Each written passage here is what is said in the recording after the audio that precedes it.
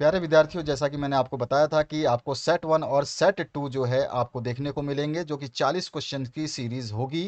तो सेट 1 हम लेके आ गए हैं।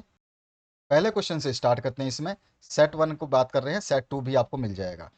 किसने बुद्धि को व्यक्तित्व की सार्वभौमिक क्षमता के रूप में परिभाषित किया है? तो वेशलर जो हैं उन्होंने परिभाषित किया। फर्स्ट ऑप्शन करेक्ट हो जाएगा। स्पीयरमैन ने बुद्धि के कितने तत्वों की चर्चा की है? तो उन्होंने दो तत्वों की चर्चा की है। डॉक्टर मोहसिन सामान्य बुद्धि परीक्षण किस प्रकार का परीक्षण है? तो ये है शाब्दिक परीक्षण। इसके बाद में मनोवैज्ञानिक वाई गाट्सकी कहाँ के निवासी थे? तो वो रूस के निवासी थे। आपको जो क्वेश्चंस मैंने दिए हैं चैप्टर वाइज उनको पढ़ लिया तो ये क्वेश्चंस ऑटोमेटिक सॉल्व हो जाएंगे। ठीक है। पांचवा क्वेश्चन है, विभेदक परीक्षण का उपयोग किस मनोवैज्ञानिक ने भारतीय अनुकूलन के अनुसार विकसित किया? तो यहाँ हो जाएगा J.M. ओझा। उसके बाद नेक्स्ट जो क्वेश्चन है, लिकर्ट स्केल में कितनी श्रेणियां होती हैं? तो यहाँ पे है पांचवा ऑप्शन, मतलब चौथा ऑप्शन 5। इसके बाद में सातवां जो क्वेश्चन है, इसमें अब व्यक्ति के रूप में हम सदैव अपने मूल्य या ज्ञान और अपनी योग्यताओं के बारे में निर्णय या आकलन करते रहते हैं। व्यक्ति का अपने बारे में यह मूल्य निर्णय क्या कहा जाता है? तो इसको बोलते हैं हम आत्मसम्मान। टाइप ए प्रकार के व्यक्तित्व में इनमें से कौन सी विशेषता पाई जाती है? तो यहाँ पे आ जाएगा प्रतियोगी भावना। नवा क्वेश्चन है, निम्नांकित में कौन से आत्मनियंत्रण की प्रविधि नहीं है? तो वो है आपका उद्दीपन नियंत्रण। उसके बाद में है आप 10वां क्वेश्चन। 10वें क्वेश्चन में किस मनोवैज्ञानिक ने अपने सिद्धांतों को सामाजिक उन्मुखता के संदर्भ में प्रदर्शित किया? तो ये हो जाएगा फ्रॉम। उसके बाद में नेक्स्ट क्वेश्चन है, किस व्यवस्था में जननेंद्रियों पर फोकस होता है? तो ये कौन सी अवस्था होगी आपकी? जननेंद्रियावस्था। थर्ड ऑप्शन करेक्ट हो जाएगा। 12वां क्वेश्चन है, मनोविश्लेषण प्रविधि का प्रतिपादन किसने किया था? तो आंसर हो जाएगा आपका फ्रायड। इसके बाद में नेक्स्ट जो क्वेश्चन है, इसमें किस परीक्षण में 10 मसीलक्षम या स्याही धब्बे होते हैं? तो रोशा परीक्षण में होते हैं। इसके बाद में नेक्स्ट जो क्वेश्चन है आपका, इसमें पूछा गया आपसे रोजेन विग का चित्रगत कुंठा अध्ययन किसके द्वारा भारतीय जनसंख्या पर उपयोग करने हेतु रूपांतरित किया गया था?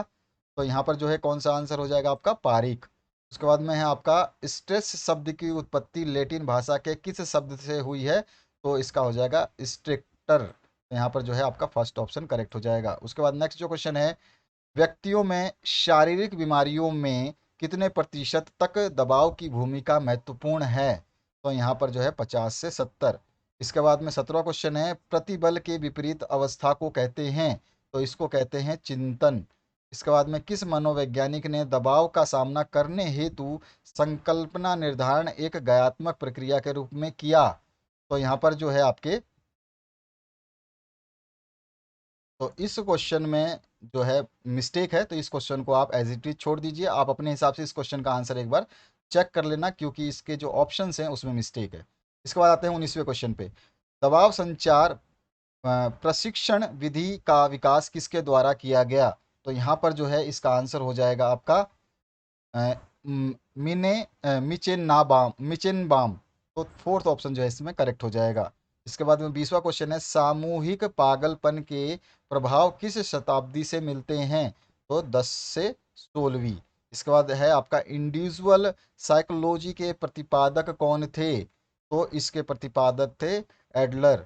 इसके बाद में नेक्स्ट क्वेश्चन है, निम्न में से कौन असामान्यता का प्रकार नहीं है? तो असामान्यता का प्रकार जो नहीं है वो हो जाएगा अभियोजन की उपयुक्तता।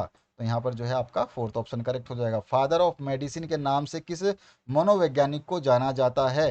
तो वो होंगे हिप्पोक्रेटिस। तो यहाँ पर फर्स्ट ऑप्शन जो है आपका करेक्ट हो जाएगा।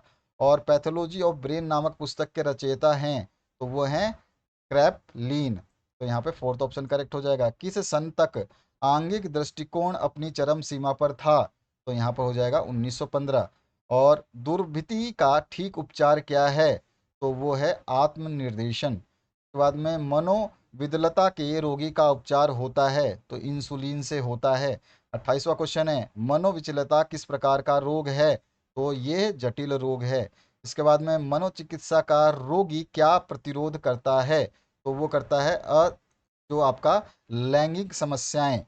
इसके बाद में नेक्स्ट जो क्वेश्चन है, सहायक मनोचिकित्सक की एक विधि है।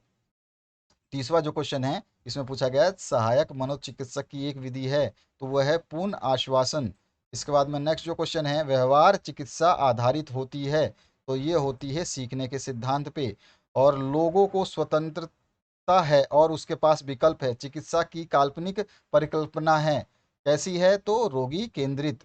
उसके बाद में नेक्स्ट जो है 33, विचार परक घटक को किस नाम से जाना जाता है, तो उसको संज्ञानात्मक के नाम से जाना जाता है। 34वां, व्यापक अभिव्यक्ति के अंतर्गत कितनी अभिव्यक्तियां होती हैं, अभिव्यक्ति की किस विशेषता का संबंध इस कथन से है, तो इसका संबंध है सरलता और जटिलता से। इसके बाद में सूची 1 से सूची 2 को मिलान करना है, यहाँ पे सूचियां आपके आमने सामने दे रखी हैं, तो इसका जो सही क्रम होगा वो हो जाएगा आपका सेकंड ऑप्शन करेक्ट, 2 4 1 3। इसके बाद नेक्स्ट जो क्वेश्चन की बात करें तो यहाँ पे 36 नंबर, निम्न में से कौन रूढ़ि युक्तियों की विशेषता नहीं है, तो कौन सी विशेषता नहीं है, तो इनमें से कोई नहीं। ठीक है, तो यहाँ पे आपका चौथा ऑप्शन करेक्ट हो जाएगा।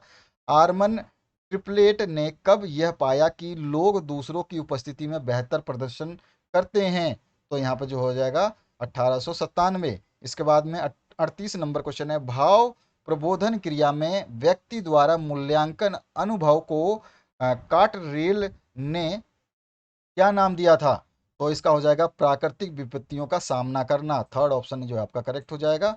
39 नंबर है, समाजोपकारी व्यवहार प्राय किससे प्रभावित होती है, तो ये उपरोक्त सभी से प्रभावित होती है। और अंतिम क्वेश्चन है इस सेट का, पूर्वाग्रह किसी विशेष समूह के प्रति किस बात का उदाहरण है, तो ये उदाहरण है अभिमत का। तो ये थे आपके सेट 1 के 40 इंपॉर्टेंट क्वेश्चन सेट 1 के हिसाब से।